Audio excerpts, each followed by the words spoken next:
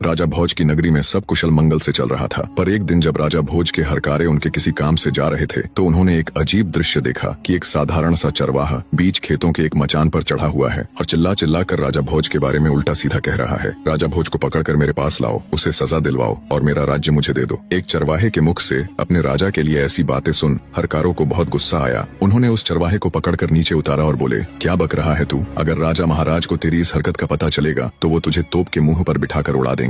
हरकारों की बात सुन चरवाहा गिड़गिड़ाते हुए माफी मांगने लगा। मचान से उतरते ही एकदम से उसका व्यवहार बदल गया, जैसे उसे कुछ पता ही ना हो। उसे गिड़गिड़ाते देख हरकारों को उस पर दया आ गई। उन्होंने चरवाहे को छोड़ दिया और वहाँ से चले गए। अगले दिन जब वे फिर वहाँ से गुजरे तो उन्होंने फिर वही सब देखा और सुना। चरवाहा फिर से मचान पर चढ़ा, राजा भोज के बारे में उल्टा सीधा बोल रहा था। आसपास पूछने पर पता चला वो खेत किसी कुम्हारिन का था। जब भी वो अपने खेत में कोई फसल उगाती तो पूरे खेत में बहुत अच्छी फसल होती, पर उस मचान वाली जगह पर एक पौधा तक नहीं उगता था। आखिर कुम्हारिन ने उस जगह पर एक ऊंचा सा मचान बनवा दिया ताकि इसके ऊपर चढ़कर खेत की रखवाली की जा सके। चरवाहे के बारे में पूछा तो पता चला कि वो एक साधारण सा चरवाहा है, पर पता नहीं क्यों जब भी वो इस मचान यानी चबूतरे पर चढ़ता है तो इसी प्रकार की बातें करता है और नीचे उतरते ही उसका व्यवहार बिल्कुल सामान्य हो जाता है। ये सब जानने के बाद राजा भोज के हरकारों को बड़ा अजीब लगा। उन्होंने राजमहल जाकर ये सारा किस्सा ज्यों का त्यों राजा के सामने कह सुनाया। सारी बात सुन राजा भोज को भी बड़ा अचरज हुआ। हमारे राज्य में तो सब लोग सुख शांति के साथ रहते हैं, फिर वो चरवाहा ऐसी हरकत क्यों कर रहा है? जरूर इसके पीछे कोई तो बात है। हरकारे बोले, महाराज हमें तो लगता है उस मचान में ही कोई गड़बड़ है, क्योंकि जब भी वो चरवाहा उस पर चढ़ता है तो ऐसी बातें करता है, लेकिन जैसे ही वह नीचे उतरता है फिर से साधारण मनुष्य बन जाता है। सब जानने के बाद आश्चर्य के साथ राजा भोज बोले, अगर ऐसा है तो तुम मुझे तुरंत वहाँ ले चलो, मैं अपनी आंखों से ये सब देखना चाहता हूँ। राजा भोज ने अपने सैनिकों और दूतों को साथ लिया और कुछ ही समय में उस रहस्यमयी चबूतरे के पास जा पहुँचे और उससे थोड़ी दूरी पर छिप कर खड़े हो गए ताकि वह सब कुछ अपनी आंखों से